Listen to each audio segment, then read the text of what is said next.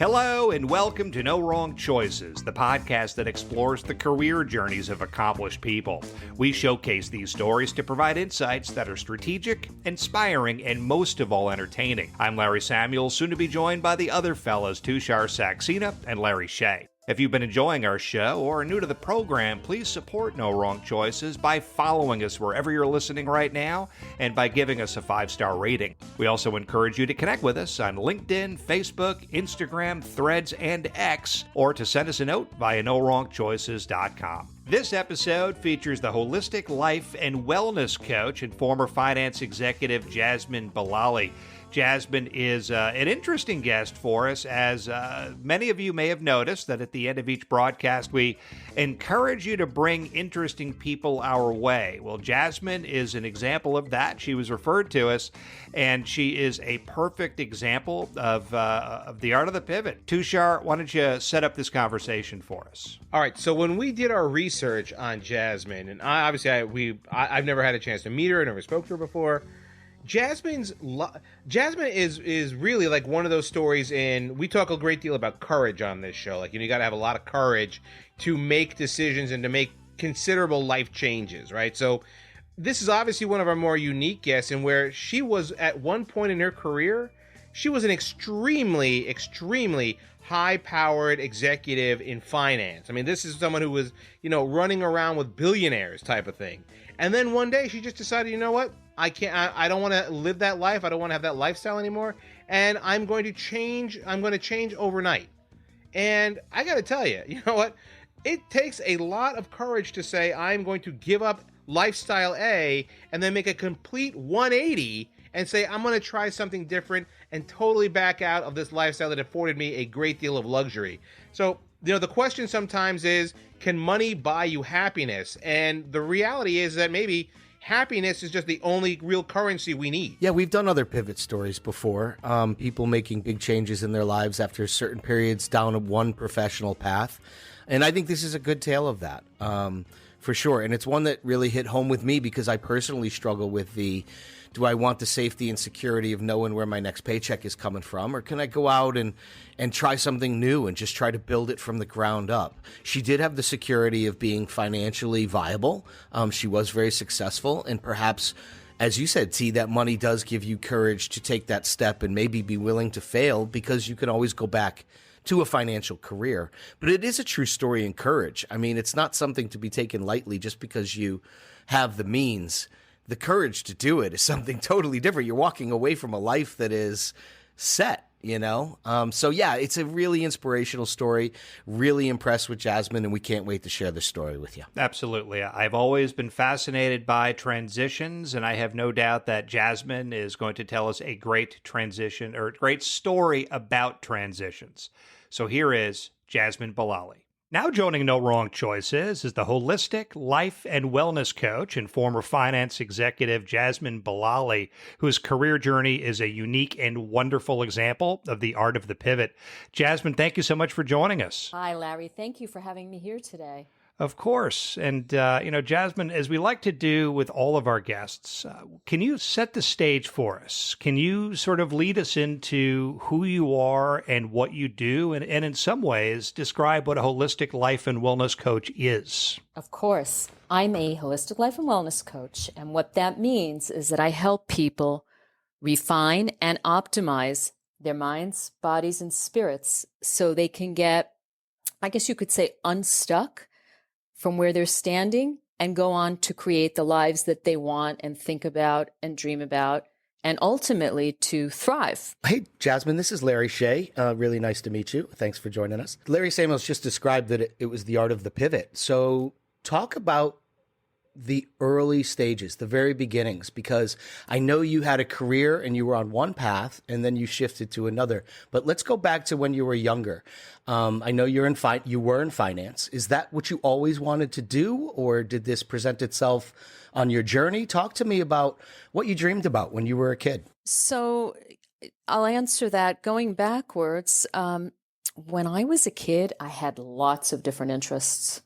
And I was interested in everything. I was interested in the arts. I was interested in physical activity, sports, and I liked writing and drawing. And most of all, I loved people. I loved all different kinds of people. And I was the little kid in the neighborhood who went and knocked on everybody's door and said hi and was kind of the family PR person. So it wasn't like I was 5 years old and I thought, oh, well, I'm going to have a career in finance.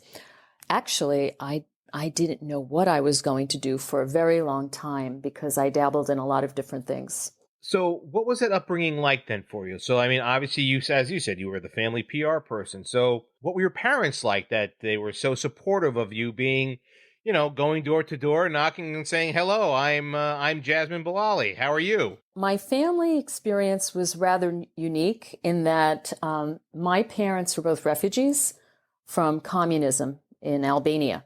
And the both of them separately escaped from there. They had very treacherous escapes, and they each spent separately at least 10 years in various refugee camps or and whatnot. Yeah. And then they arrived to Manhattan's Lower East Side, right? The typical immigrant story. Typical story, right? Typical immigrant story. Exactly, where they met and then they married, and they thought that it would be better to raise a family across the river in New Jersey where there was green grass and all of that and good public schools and everything. So they moved to Hackensack, which is where I was born. But I was the first grandchild born on each side of my parents' families. So I had very much of a first generation upbringing in the suburbs. Oddly enough, Jasmine, I live in Hackensack, New Jersey. Oh, that is so funny. Really? So maybe this interview was meant to be. Yeah. Who knows? And you're also the son of immigrants, if I have that correct. Yes, I am also a child of immigrants. Obviously, I'm a first generation immigrant myself, or immigrant kid, right? So it's a little bit different. You're familiar with it then. It's kind of a bridge experience, right? We were the only immigrant family in our little neighborhood. So that made it, we had a very modest upbringing, and also that made it very motivating at the same time, right? We had a wonderful neighborhood, and the neighbors were lovely, but it also made it very motivating. You're kind of the first people that are there that are foreigners in our little neighborhood. So tell me a little bit about the upbringing then for you, because I mean, I'll tell you that you and I probably had a very similar kind of upbringing. My family was not the first foreign family in our neighborhood. We were the second.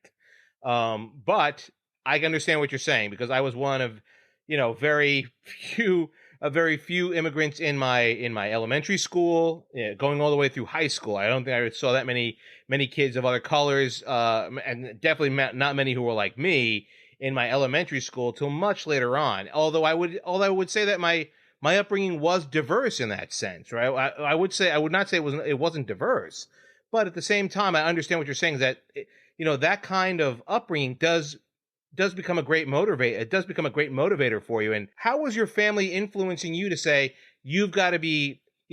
Or how did they push you to say, now it's upon you to kind of build a life here in America and become and fulfill some of our dreams? So I would say that, very much in those situations, and you're probably aware of that, the parents are also living vicariously through the children. And then Sure. there's a lot of motivation to accomplish. And also there's an emphasis on safety and security, right? So as I was exploring my world and playing around with all of the things that I love to do, which was many of them were things like drawing and writing and things like that, probably not the most, if you fast forward into the future, probably not the things that would have created the most security, right? Had the likelihood of creating the most security.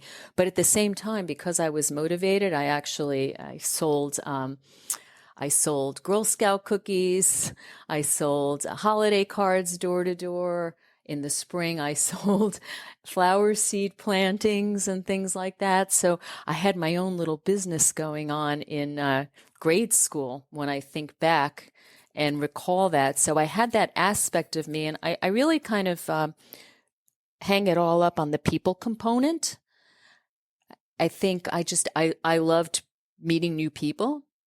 So that is something that followed me through my school years, and then later on, we'll get to it, to my finance career. Yeah, we're a product of our experiences, right? So it sounds like you had a little bit of an entrepreneurial spirit.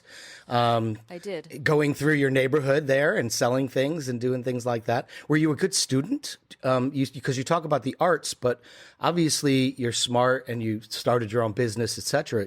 Was that something that you focused on? Were you naturally bright? Did you get good grades? How did that work? My parents' educations were abbreviated because of the circumstances of the war that they went through. And there was always a big emphasis on education in my household.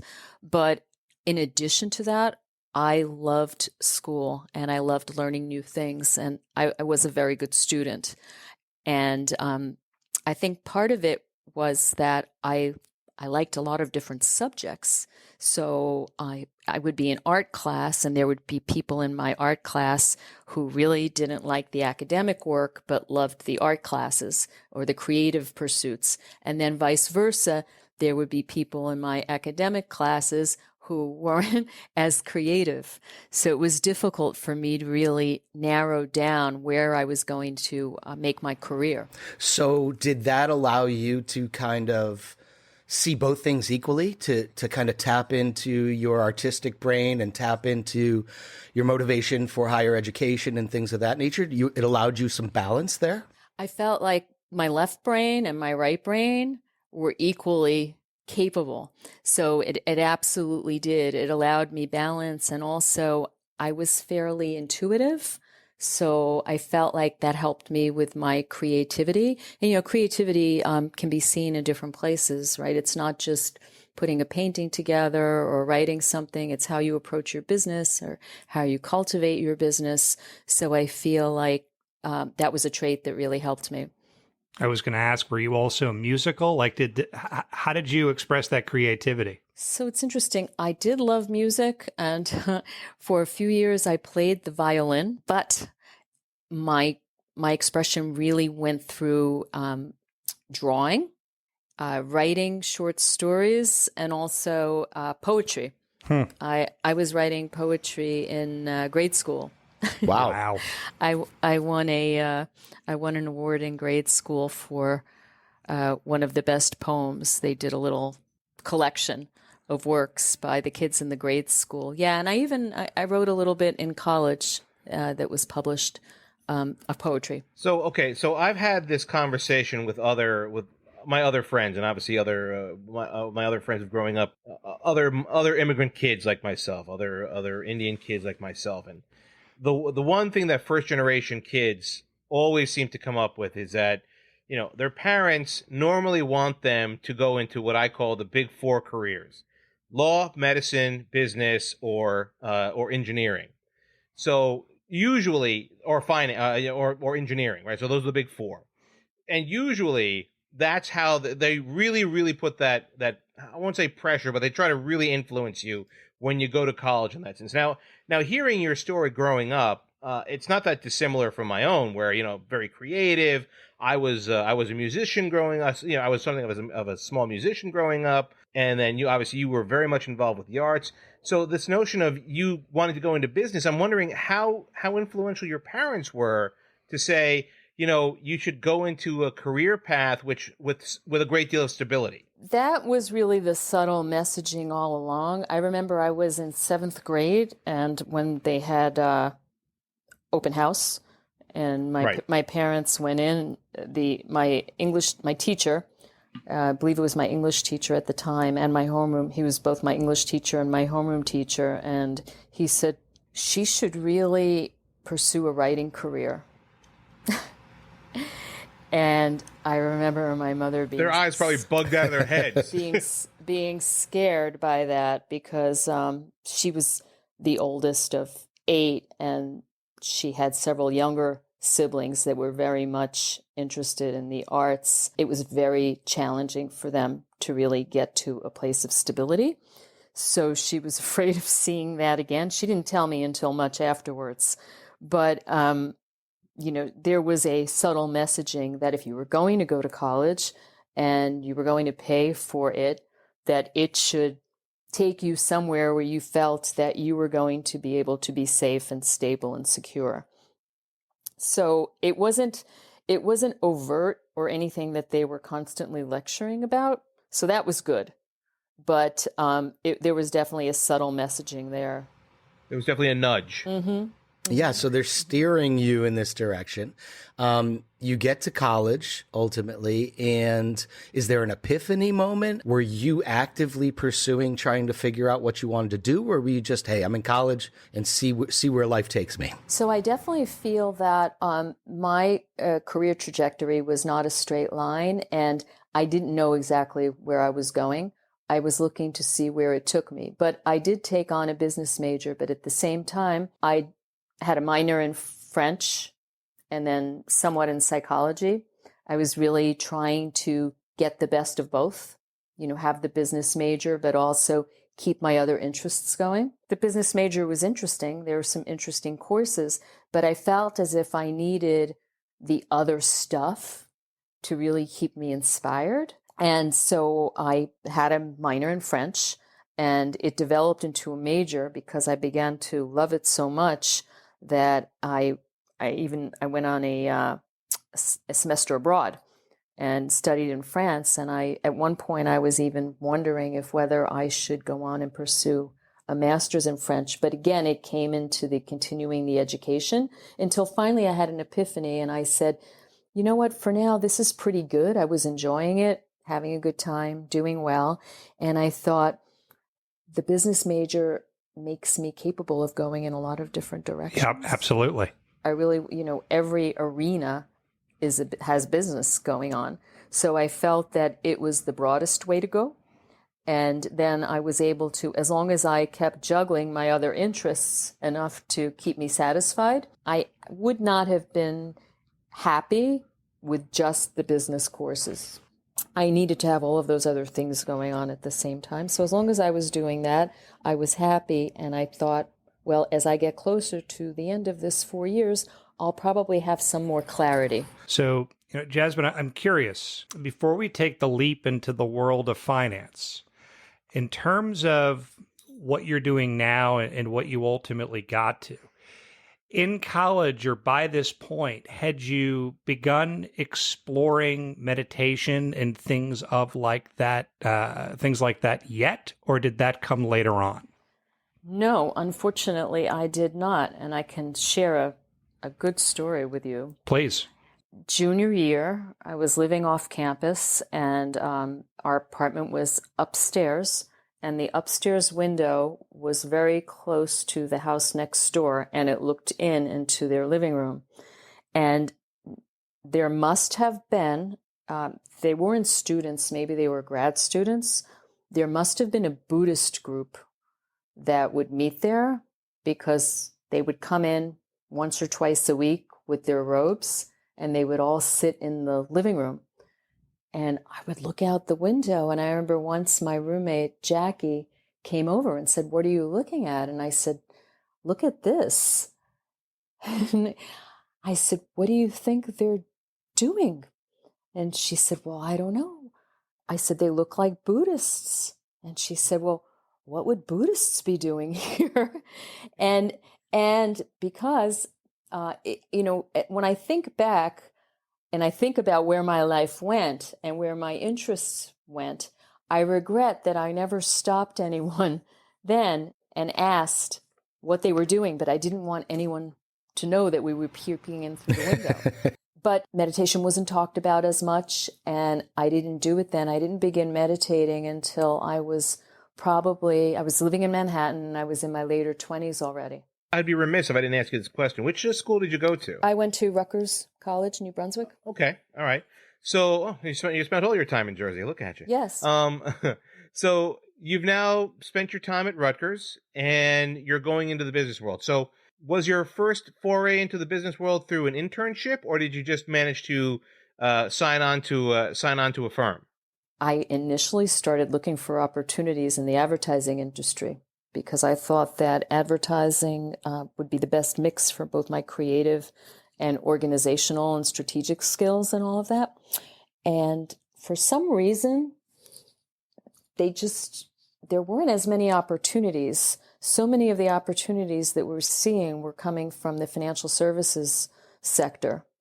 And that really pushed me in that direction. And I was qualified for them, but it wasn't my number one choice. But as I learned more about it, it seemed very exciting. Wall Street, Park Avenue, the markets, lots of action.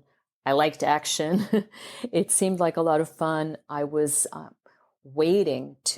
just couldn't wait to move to Manhattan, because I didn't mention that when I was growing up in Hackensack, New Jersey, from the hill in Hackensack, you can see the Manhattan skyline later in the evening. I know exactly what you're saying. Right? I live on the hill. Yeah.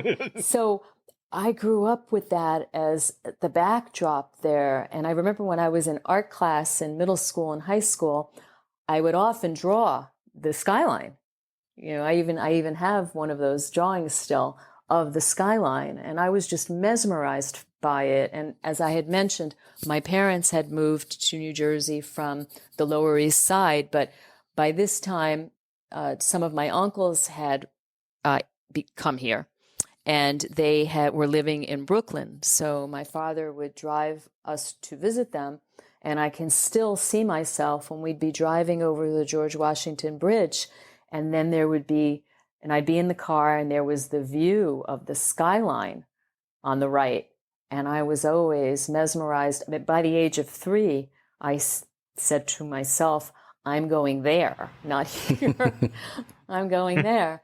And so it was just something that was always in my consciousness. And then I became older, and I would draw the skyline. And then, nothing against New Brunswick, New Jersey, but while I was living there for 4 years, it was always in my mind that I would move to Manhattan. And so eventually that's what happened after college. Several of my friends and we all moved to Manhattan, and that's when the next chapter started. It's all right. You can dump on New Brunswick, New Jersey. There's not much of a skyline there. No. I can pretty much attest to that one, Hackensack too. is way better? Hackensack has a quote-unquote skyline. Not much, but there's something there. Yes. At least it's got a hill. Yes. So let's start this chapter. So you graduate college. You are now, I assume, living in Manhattan. You're in your young 20s, probably.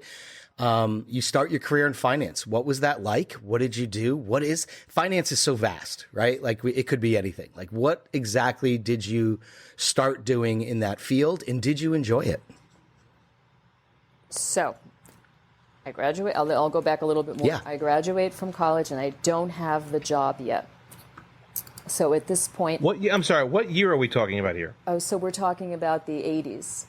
Okay. Yeah. So I don't have the job yet, and I'm looking for a job, and I'm trying to get this job as quickly as I can, because I'm trying to avoid, moving home. Right?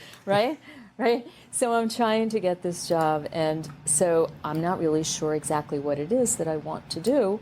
And an opportunity comes up at Chase Manhattan Bank in the accounting department. It was an entry-level position. It was on the professional staff. There was a lot of great exposure, great experience, and all that.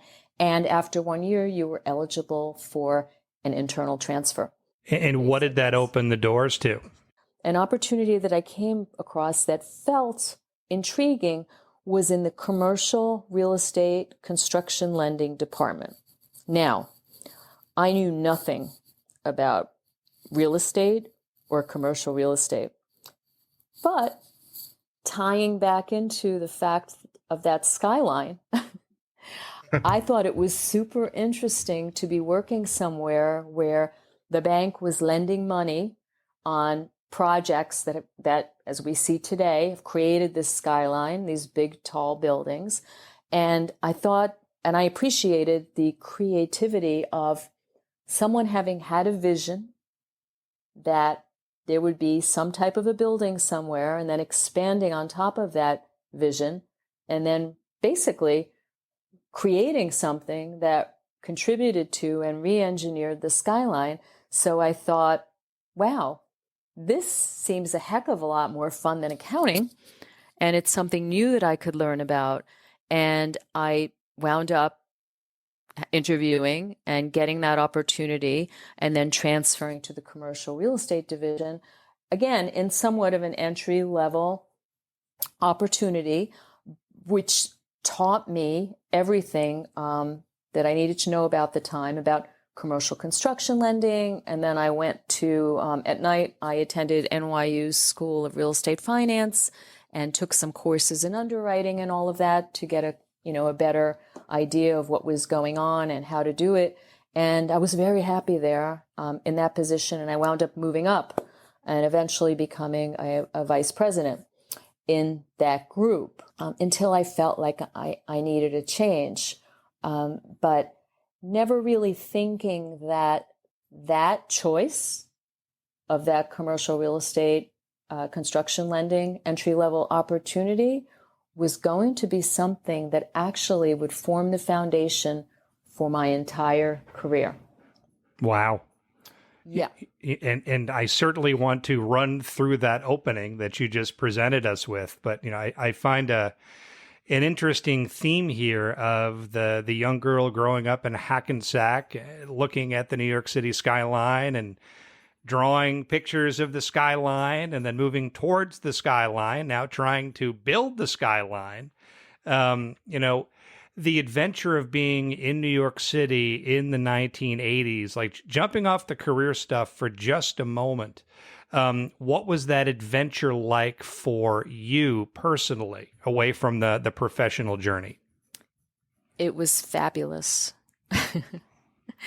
My first apartment was down at Union Square. Now, mind you, my parents had escaped this. In addition to escaping the situation in their own countries, they had ran away from the Lower East Side. And, here I was running back to that's Manhattan. great. Yeah, so that's interesting as well. But my first apartment was down at Union Square with two friends from college.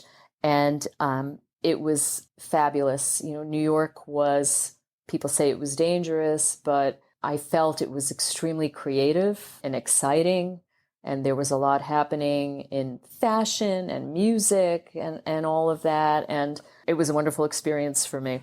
I have to ask you about becoming the vice president. You were taking classes, you were training because you didn't know much about underwriting and lending and things of that nature. Do you think you would have been promoted and gotten the opportunities that you received had you not been training along the way and taking those classes?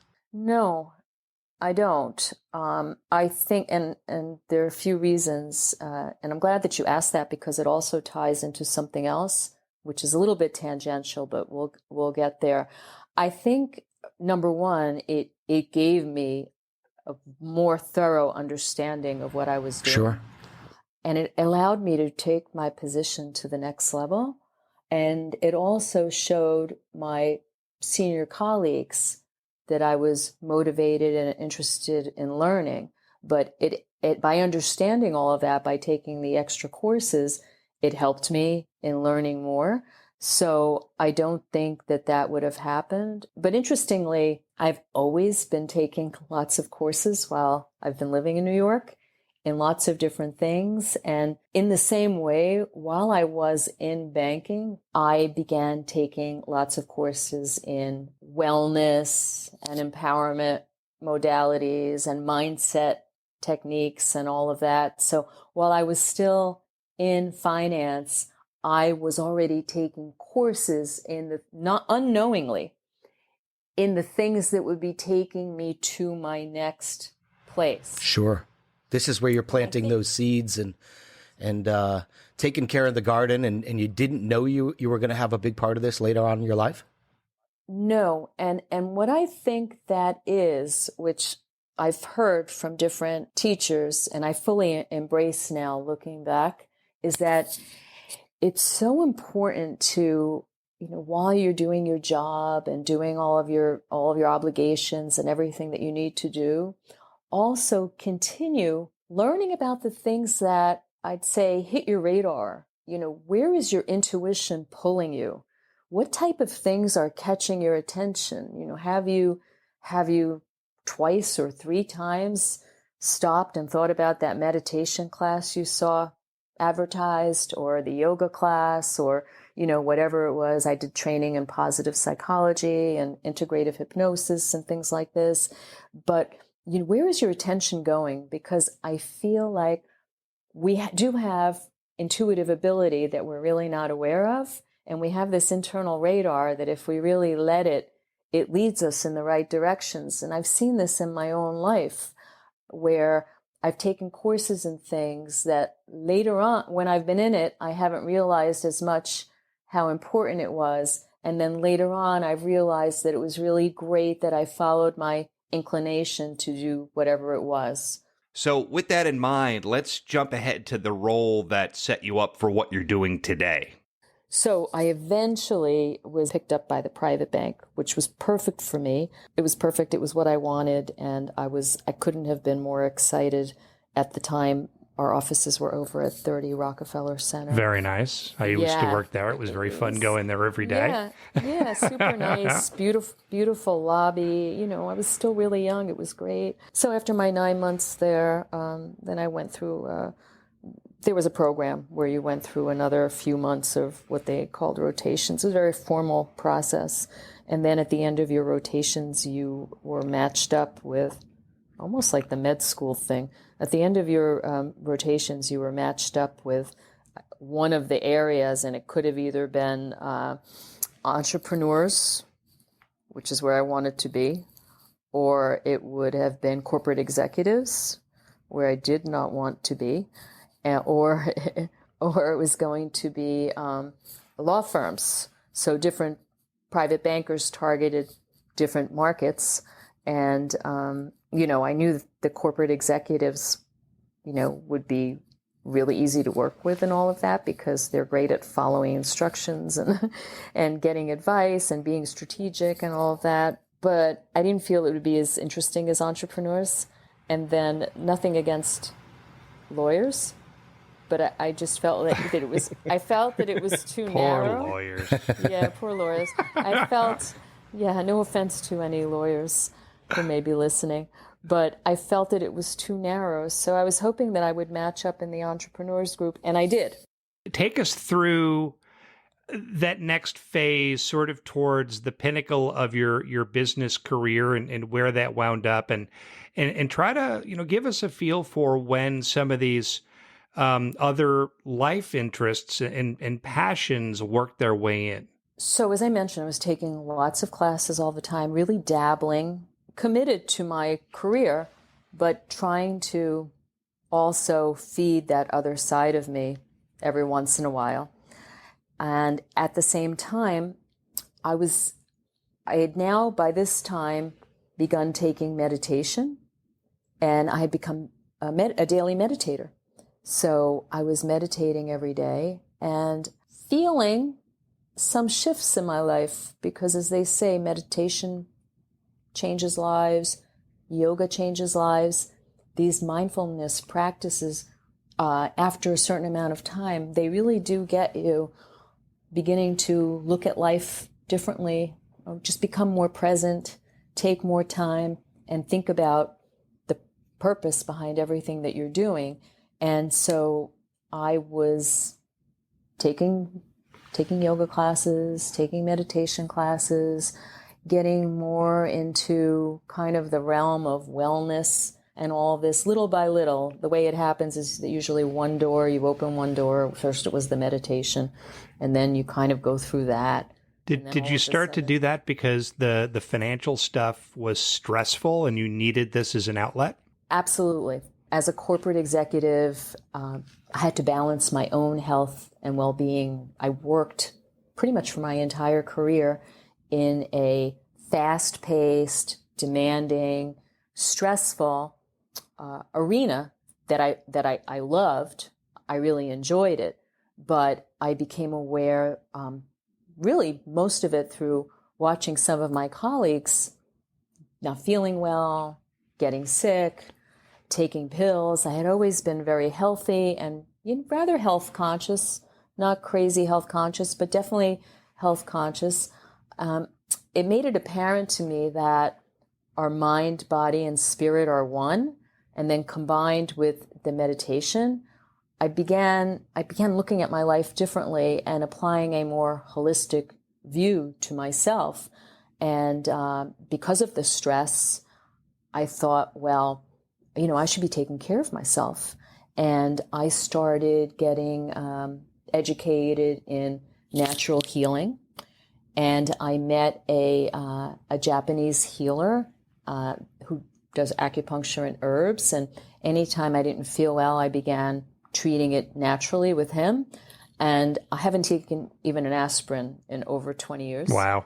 Yeah. Wow. So I saw this empowerment from the mindfulness and from the natural healing that I started to feel like I wished that everybody knew about or could have an appreciation for. And as I mentioned, I was taking classes along the way. And after a while, the creative classes started to morph into some of these wellness type things. I took a 6-month program in positive psychology. And I was very intrigued by the fact that the research shows that wealth does not necessarily correlate with happiness. But the research did show that health, authenticity, and purpose had a direct correlation with our well-being. Yeah. And I thought, wow, I scratched my head. And I thought about the fact that I was working with such wealthy clients. I think I mentioned that several of them were billionaires. And I came to know them very well over the years because the years started adding up. And I became intrigued because I saw that the research was right, that the wealth did not correlate with happiness. And I was always the type of person who wanted to get the most out of my experience. And I thought, well, I want to get the most out of this life experience. So what is really important here? What is really the core of what's really important? And I went back to the health, authenticity, and purpose. And I think it led me to slowly start viewing my life in a different way or reviewing it in a different way. And I also traveled a lot for pleasure. Yeah. I'm a big traveler. I love travel. And I would travel globally. And I felt when I was traveling, I often came across healers, and then down in Mexico and Peru and in Jordan, indigenous healers that I was very intrigued by. And I would ask them lots of questions and, learn about their philosophies and what they did. And it struck a chord with me. So this is really how it all started. And until it became that I was living this Monday through Friday corporate life, and then Friday evening through Sunday evening, I had these other things going on. It's interesting as you lay all that out. Part of me is wondering if this journey created sort of in some ways, a confusing juxtaposition of circumstances, meaning you started to do all of these mindfulness type things to create, I imagine, an ability to cope with a lot of the stresses that you were dealing with on the other side. And as you discovered those things and explored that world, did it make it easier to do your other job? And did it create a set of circumstances where you consider doing that job longer because it became more manageable? Probably a little bit of both. It definitely made it easier to do the job. And I feel like I was able to do it in a better way. But maybe it kept me there longer. I don't know. I don't think so. Okay, but it just sort of struck me as we were talking, if it created any confusion along the way. It definitely, I'd say it created a broader view of things. Yeah. I think it was helpful for me with my clients because often they would be going through a lot of different things, and I feel like my background in those other areas would sometimes leave me with tidbits that I could share with them, and it was helpful to them as well. So Jasmine, the length of your life in the financial world, how long was that? Oh, it was 30 years. So Total. Total. you were in finance for 30 years. Yep. So at what point did you finally say to yourself, okay, it's time for a change. I'm done with this. I'm through with this chapter. Let's move on to the next chapter. So it was interesting. The entire thing was very organic. And all of a sudden, I started feeling like this was all great, but I'm a very privileged kind of bored. What does that mean? What does that mean? This is fabulous. It's like a movie set. It's a glamorous setting on Park Avenue with glamorous clients, but been there, done that, right? I've been doing this, and I really feel like I'd like to do something new, which I think a lot of people feel. I think everyone felt this way. I really would like to do something new, but that's just not feasible because, as we all know, our society pretty much rewards us financially to stay the same, right? So we're not financially incented to move around because each time we do that, we're taking a bit of a risk. And so for the most part, I think, if we're in a good circumstance, which I was, and it was by no means horrible, it was good, but I just felt like I would like to have a different experience. I've been working at this since July 5th after my college graduation. And I haven't taken any time off. And I was one of these people who didn't have any time off between jobs and didn't have any circumstances where any companies closed down or downsized me. So I went straight from, each position to the other. And I just thought, am I going to, maybe I should just keep at this because, gee, am I ungrateful or what has happened to me? This life was my dream. And why am I not feeling like it's fulfilling me right now? Maybe I've become ungrateful, or maybe something's wrong with the way I'm thinking, or how could I think of doing something so extreme? And then what would I do? What is it that I'd like to do that would be different? Because I surely want to be doing something because of too much energy. And so then what happened was I started meditating just on that. If I continue along this route when I'm in my last days, will I regret that I decided to live safely rather than take a leap? Or will I feel like happy with the decisions that I've made? Because one of my things in life is that I never want to have any regrets. Jasmine, I'm just so curious, like right at this moment, was there any fear or trepidation of saying goodbye to something that was so familiar to you, that you were so successful at? It sounds like, it sounds like you were more just interested in the challenge and personal growth, etc. But ultimately, I think all of us have some sort of fear that comes up when we're about to leave something that we've known for 30 years, like you're talking about. Absolutely. I was scared to death. But the issue was that this thought kept creeping up. And by now, I had done enough studies in intuition and mindfulness that I knew that when things keep coming back to us, they should be paid a little bit of attention to.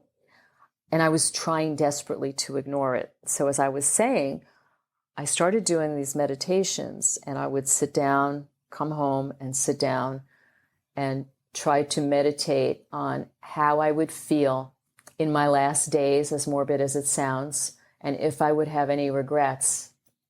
And secretly, I was wishing that the answer would come back as no, stay there. That was the easy one. You won't have any regrets.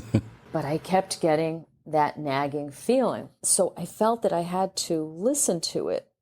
But even with that, I was ruminating over this and thinking about the fear and the fact that I wasn't really sure what I was what it was that I was seeking that I would do, but trying to feel respectful of the fact that I was having this feeling. And I was going back and forth in my mind and back and forth. And I would walk to work and back each day. And often on my walk to work, I'd be thinking about it and I'd say, you should be feeling more excited right now. You really should. And then by the time I went in, and I loved my clients, I loved my clients, and I loved working where I was and the action and just everything. But on the way back, I would walk back and I would say, it would be the other side of my shoulder, the other shoulder would say, well, you should be feeling more excited. Right. You shouldn't have this feeling. And it was back and forth each day and back and forth each day. And then at night I'd go to bed and I'd think, well, I don't know what I would do really. And I had read some wisdom that said that many times we try to think ourselves out of something, and that answer will not come, because what we need to do is actually just live it. Yep. In order for the answer to come. And I was aware of that. And I kept thinking. And then I kept knowing that I was probably not going to be able to think my way through it. And then, I was going back and forth on this. And I shared this with my mother, who one day said to me, you're going to make yourself sick just thinking about this. We came here traumatized, not speaking any English, knowing no one here, not having any money, in completely horrible circumstances, and it all worked out. I don't think you're going to starve if you decide to make a change. In many ways, I felt that was a catalyst for my turning point, probably on two levels. One, just because it was true, and two, just because it was my parent and Yep. with that background, and it somehow liberated me in some way. But I still couldn't imagine doing it. But what I did get to is that I decided that since I was feeling this way, and I had to be respectful of how I was feeling, otherwise, what a hypocrite I was, taking all these classes and doing all these things. And, in the meantime, I'd be giving close friends and family advice. They would call me for things. And I had a little bit of a reputation for giving good advice and kind of on well-being and all of that. And then I thought, what a hypocrite I am, if I can't even walk my talk, how embarrassing. Then I thought, well, it's too big of a leap for me, just because of who I am and how I was raised. But I surely should be able to give myself a sabbatical. Now the firm didn't give sabbaticals, but I can certainly give myself a sabbatical year where I'm going to write. I had an idea of something I wanted to write and do a little bit of traveling and think about things. And at the end of the year, I'm probably going to miss everything, and then I'll go to another firm. Maybe I'll have lost some traction or whatever, but so what? I'll have gotten this thing out of my system. And that's where I was finally able to do it, because I had come to the decision that I was going to take a year off. So what does do it mean? How do you start that practice? How do you start? Well, so what happened was it evolved, because I didn't know I was going to start the practice. But as soon as I resigned, a lot of people called me, because I'd met a lot of people over the years, and then they called me personally. People started confiding in me about their situations and all. And many days I find myself, just after I resigned, I'd be sitting on my couch, and across from it is an armoire. And on top of it are all these little certificates I've gathered along the way, and of all different trainings and modalities that I've learned that I actually used on myself. And whatever it was that I used on myself and it worked was something that I'd consider recommending to other people. I remember these calls would get rather lengthy, and one call was going on for close to 2 hours, and I looked up and I looked at everything, and it just hit me that I had a system that I could share with people. And then I thought, well, while I'm going to have this time off, it would be really fun to, instead of taking all of these random phone calls, hang a shingle and see what that feels like. So a little bit of play, right? Introducing some play into my life with all of this. And that was really the genesis of my practice. I created a business card. I then eventually put up a website. I was getting phone calls. You know, it's interesting when you do something like that that's very unexpected, people don't know how to react. And I was getting phone calls from people that, more than, a couple that said, "Oh my God, I heard you're no longer there." And then I would come back with, "No, I resigned." And they said, oh my God, you resigned? The next thing would be, "Oh my God, what's wrong? Do you need help?" Jasmine, let me stop you right there. Why do you think it is? And totally on a tangent, right? Why do you think it is everyone wonders? And because not too dissimilar, I got the same question when I left my previous job, which was, were you let go? And then when I said, no, I resigned, why did you leave? Yes. Why is it you think everyone wonders why you would consciously leave a job that you've had for a long time? I was at my previous job for nearly 15 years. And when I left, most people, when I left of my own volition, most people were like, "Why would you ever do such a thing?" I've never understood that mentality of, I've never understood the thinking behind, sometimes it's just, you just get into that mindset of you have to go. Because we are socially conditioned with a lot of fear.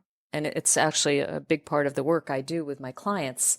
We're socially conditioned with a lot of fear.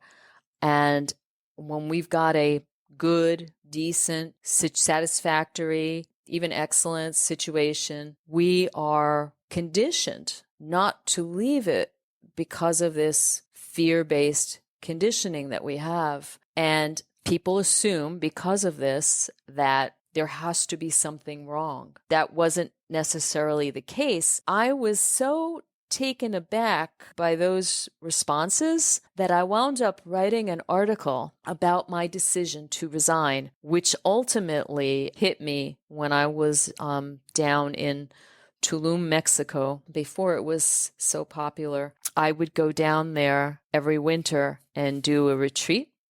And I happened to get friendly with a few Mayan healers down there, which taught me a lot about the indigenous philosophy, about life and healing and all of that. And I was in a yoga class in Tulum when it really hit me that I needed to walk my talk.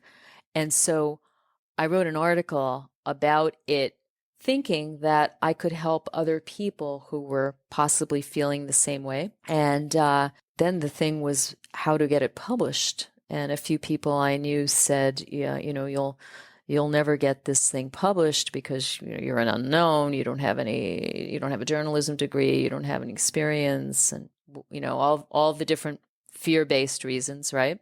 So I had this article sitting on my table for months, and then I started pitching it to a few different places, and I didn't hear back, and my ego was wounded a little bit, but it sat. And then finally one day I decided, heck, there's got to be, a magazine that would want to publish this piece.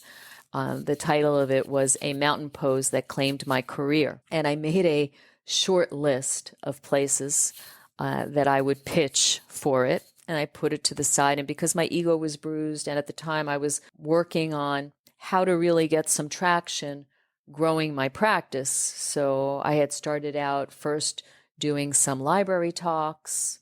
And then I had gotten some referrals. And then I moved on to, I did corporate wellness talks, what happened was the pandemic came not too far after my resignation. So corporations were looking for people to speak to wellness on Zoom. So I took advantage of that opportunity and I pitched them and had opportunities doing wellness talks and all of that. And I thought, well, this article is going to be helpful, but I'll play around with it when I have time. Eventually, that article was picked up by Spirituality and Health magazine. Oh, wow. Yeah. And I was super excited. And several months later, the editor came back to me and said that it did well for them. And he asked me if I would like to contribute more regularly. So that was a real coup for me. And, by now I was getting a little bit of traction with the practice. And so his name was Ben, and, I told him I'd be happy to contribute, and maybe not monthly, but I would do bi-monthly. And to this day, I continue writing for them bi-monthly. Yeah. So then that happened. And, the magazine is national, and, I got some reach outs from that as well. And things just started happening to the degree that, during this time, I went down to Peru and I climbed Machu Picchu. And then I went to the Middle East, and I was in Egypt and Israel, and places that I'd always wanted to go. And I had started working on a book that's really all about authenticity and staying connected to our authentic selves, regardless of all of our shiny distractions, especially in the shiny city like the one I'm in, right, New York City. And I came back, and by now the year is starting to wind down, and I'm just really having a lot of fun. Amazing. I'm feeling as if, rather than being ready to go back, I'm having to learn new skills. I'm having to become an Instagrammer, which I wasn't before. I'm having to do these corporate talks. Now I'm writing for the magazine. I've got clients. I'm continuing to, hone my own skills in mind, body, spirit, wellness, and all of that. I'm wishing I had tech support. Like I did at I'm missing the tech support very much. That's my biggest frustration. But other than that, I'm really having fun, and I'm feeling like I'm back on campus. So I decide that I'm going to stretch it out a little longer, and that surely then, people have said to me, oh, you're going to have highs and you're going to have lows, and you're going to see it's not going to all be high. There are going to be times where you're going to wonder if you were out of your mind. But those low points hadn't come yet. And I was just enjoying the creativity and the challenge of having to make a new self, right? In many ways, professionally. And I was loving the fact that I was helping people. As I didn't mention, back when I was in my school years, I used to love helping people, and I did a lot of tutoring for students who were hard of hearing, and also English as a second language. I loved helping and inspiring people. And, my corporate career, I loved mentoring and, love working with, all of the younger people and all of that. And so I was really flourishing in my new gig. So I started pushing it out. But you have to remember, I only had 2 months for my securities licenses to remain intact before they would expire. As a trader. Yeah, as the Series 7 and, Got it. And Yep. 63. And the last thing I wanted to do was to have to sit and retest, although I could have done it, but the last thing I wanted to do was to have to sit and retest for that needlessly. So that was in the back of my mind the entire time. But to make a long story short, as the time started getting closer to the end of my window, I started feeling like if I'm having fun and I'm really enjoying this, then this is what I should do. And I should really make a commitment, and that it's more important that I do this and adjust my lifestyle. I need to pause there. How did you get clients? Like, what was that process like? Because you said all of a sudden your program's starting to come together. You realize you're enjoying yourself. How did you get clients? Was it word of mouth? Was it Instagram, social media? How are you booking it, basically? So it was interesting. It was a patchwork of things. It was, some came through the corporate talks. Some came through the magazine articles. Others came, interestingly enough, from professional colleagues from my banking career who knew me well and either referred, the ones who knew me well and either referred friends or sometimes even their children. And I caveat that with knew me well because you have to remember or keep in mind, I didn't bring it up before, while I was in my corporate role, I didn't really talk about the fact that I went to meditation or yoga or hypnosis training or flower essence remedy training or positive psychology because they were, unrelated to what I was doing. So only the people who were closer to me knew that I had actually been credentialed in all of these things years ago, a decade ago, before I started my practice. Now, for many other people, I think it came as a surprise. I'm sure it came as a surprise that I had started a practice because they would have probably thought, well, when would she have become credentialed in this, right? But I had already been credentialed for at least a decade or more. So those who knew me well referred people. And then I did some library talks. Some people came from there. So it's a complete mix. Where I had anticipated that they were going to come from was I had a yoga center in my neighborhood that I had been going to for ages, a meditation center, or organic health food cafe, New York Open Center, where I took a lot of courses and training. All of these places where I thought I would have affiliations with, who had known me for a long period of time and were familiar with me and my training and my work and all that. I thought that they would serve as partnerships where I would be able to get exposure, get a platform, and possibly get new clients. Every single one of those closed for good during COVID. Oh, no. Never to reopen. So my business plan had to change a little bit. And then you mentioned Instagram. And of course, a little bit trickles in from Instagram, Facebook, Instagram. I guess I want to ask a little bit about that moment when you finally, decided to walk away from the financial world. What have you sacrificed? Did you feel like you sacrificed anything? Obviously, you said you've had to make adjustments in your lifestyle. Did you feel at any moment that you actually had to use the term, or did the term compromise your lifestyle come into play? Or was it always just, I'm just adjusting to a new phase? I don't feel any sense of lack. Where I'm at right now feels very purposeful to me. It came from a vision that you could say morphed into maybe a mission. It's more of a mission. Yeah. I was my first client. I was my own first client when you really look at it. And my first career really gave me the push to explore what turned into be my second career. And now my goal is to help other people elevate their life experiences through this mind, body, spirit approach that I really believe in and, fully embrace. The banking career was the right experience. Sometimes people will say, well, why did you leave? Did you hate it? No, I didn't hate it. The banking career was the right experience for me during that time. Yep. And in many ways, although it seems like a huge pivot, I was advising clients in a goal-oriented approach, which I do now. Yeah.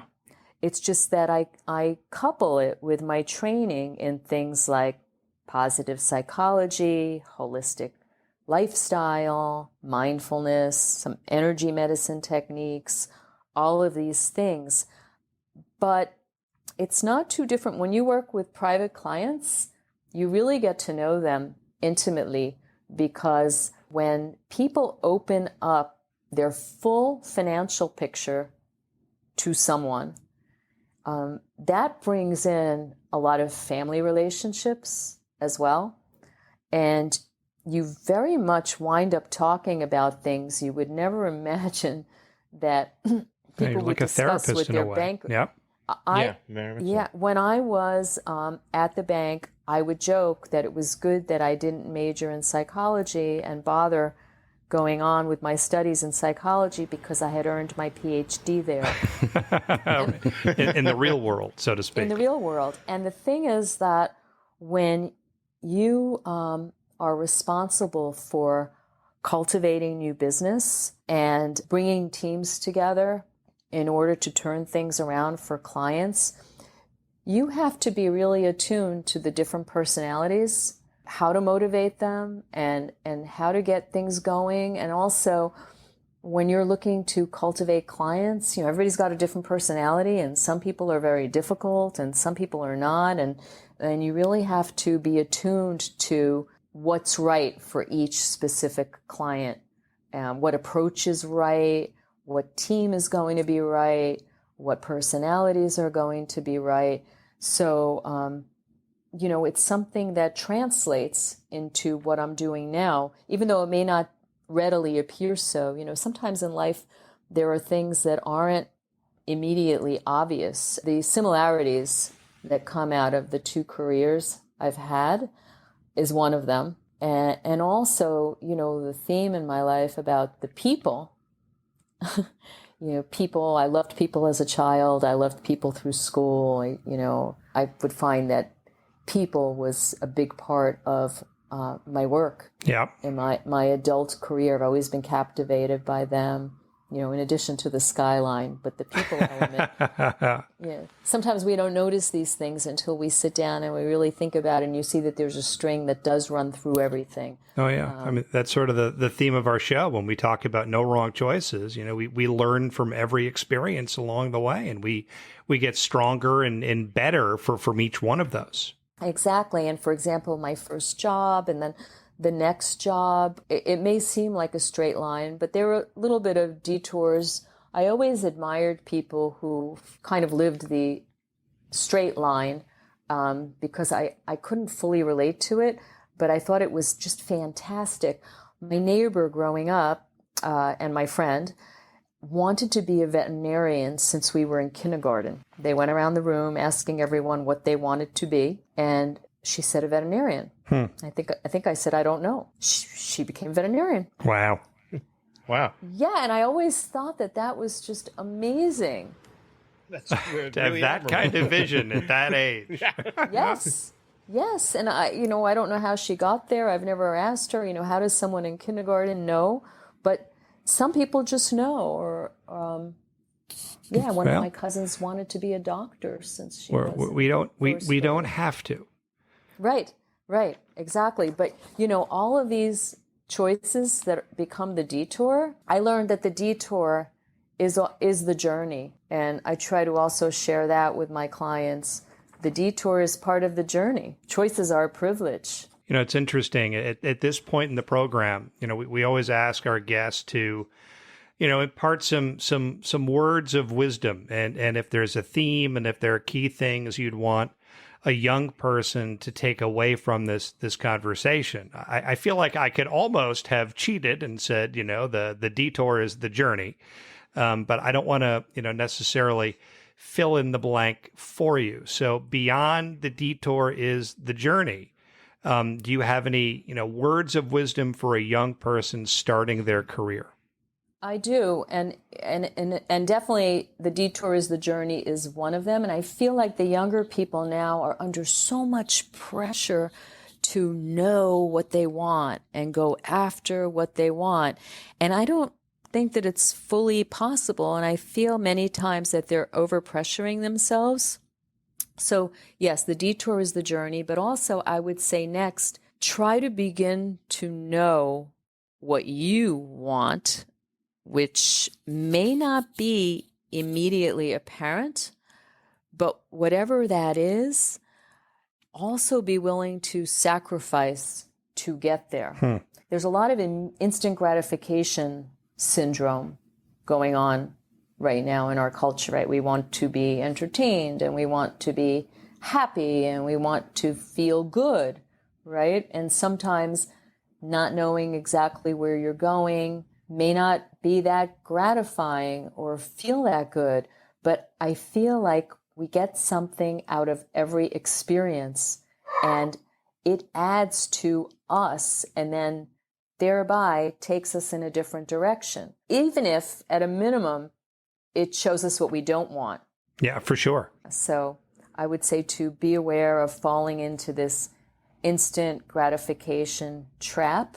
And I'll add one more thing, and it would be try to become more aware of your social conditioning.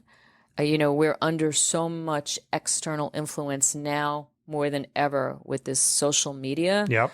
And I think it's really difficult for everyone, regardless of age, to really get down to what it is that they really want. That, not to be morbid again, at the end of our days, we're going to feel good about having done or not regret not doing. There's so much conditioning to do certain things and be a certain way. And, I think it's just like invaluable for people to really scratch at getting to their authenticity. Is this really me? Or is this something that I've been influenced to think that I want or should have or should do?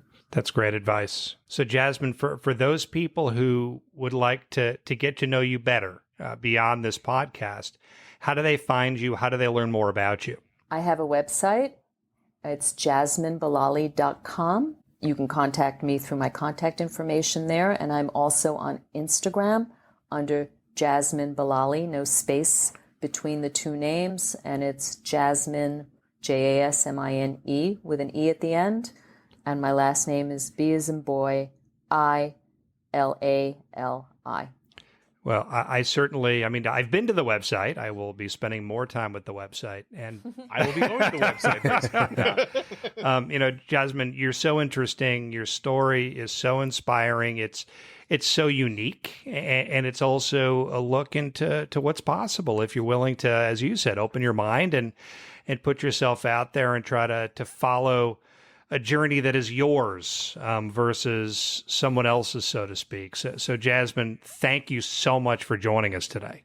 Thank you. Thank you for having me. I've really enjoyed speaking with all of you. So that was Jasmine Bilali, who just proved that the art of the pivot and the pivot is possible. Larry Shea, what are your thoughts? So creative, right? She comes from an immigrant family. She's obviously super smart, right? Because she worked her way up in the corporate world to a place where, just incredibly successful. But the thing that I'm most impressed with about Jasmine is that she was a seeker of knowledge, right? Like she starts meditating to help her in her business life, not even realizing that that's going to become a part of her future. But I get inspired by these things, right? Like I hear something like that and I'm like, I need to meditate more. I need to do more of this, I need a life coach, whatever it is that comes up. I love doing stories like this because it reminds me of how I can get better at certain things. But a seeker of knowledge, she went out of her way to study all of these different practices and things. And I have a lot of inspiration from that. And I have a lot of admiration for her for going and doing it. Sounds like she had some money and some space to make these choices, and not everybody has that opportunity, but she made the most of it. And I marvel at the fact that she sought it, went after it, and then pivoted. It's a remarkable story. I like what you said about the notion of being a child of immigrants, and I bring it up all the time. Is that, and I say all the time, is that, there are 4 professions that our parents want us to go into. She got into one of those professions and became extremely successful at it. And you're right, that when you get to a certain level of comfort and you move away from that, people look at you like you're crazy, right? It is an unbelievably courageous thing to do. And we talk about courage all the time on this show. Is that we talk about the notion of, you have to have a certain amount of courage. If you're going to move from one profession to another, if you think that your life is going in a certain direction, you need it to move. It's not easy, especially if you're comfortable in your life and you have a very comfortable life.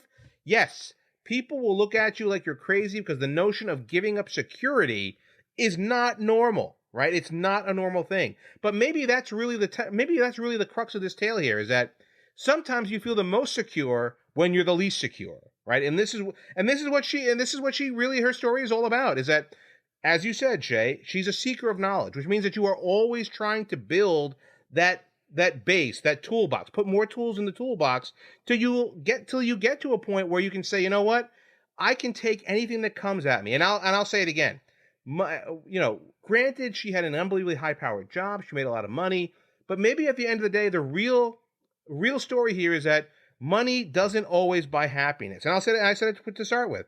Maybe happiness is the only real currency we truly get to control. I'm so glad you said that, because as equally important is that she recognized that she needed to make a change, right? Like, she could have just tolerated, been satisfied, whatever the case may be. But often we don't recognize a change needs to be made, and here's how I'm going to put that plan in motion. And she sought out everything she needed to make that happen, and knocked it out of the park. She killed it. Yep. And I would build upon that with, she sought out constant discovery and constant learning, and she was an incredibly curious person. But the opportunity, in a way, almost kind of found her, meaning it's not like she saw there's a business opportunity there, I'm going to explore that because I believe that there is, monetary potential, whatever it may be. Somehow, at different moments in her life, this just kept finding her and kept sort of calling to her. And like a puzzle piece, that's right? exactly just came right. together. And, I'm the kind of person who believes that things do sort of find you, and people do wind up in the places that they're supposed to be. And sometimes it takes a long time for that to happen. Sometimes it comes completely out of left field, but people do seem to generally wind up where they're supposed to be in time. And Jasmine has, managed to achieve that. We talk about that old cliche of when one door closes, another door opens, right? And this, as you said, this is one of those, it's the oddest example we'll ever have, but it's the truest example we'll ever have, is that, here she shut the door on an extremely lucrative career, but it didn't matter, because at the end of the day, the door that opened is the one that gives her the most satisfaction. Well said. Exactly right. Be present enough to allow great things to happen, and that's what Jasmine has managed to do. So, Jasmine, thank you so much for joining this episode. Michael, thank you so much for sending her our way. As I like to mention, if you know somebody interesting or fascinating who could be a great guest on our program, please send them our way. So with that, we also thank you for joining us. If you'd like to learn more about us, please check out our website at NoWrongChoices.com. That's also where you can send us a note if you have great guest suggestions. As for social media, please connect with us on LinkedIn, Facebook, Instagram, Threads, and X. On behalf of Tushar Saxena and Larry Shea, I'm Larry Samuels. Thanks again, and always remember, there are no wrong choices on the road to success. We learn from every experience.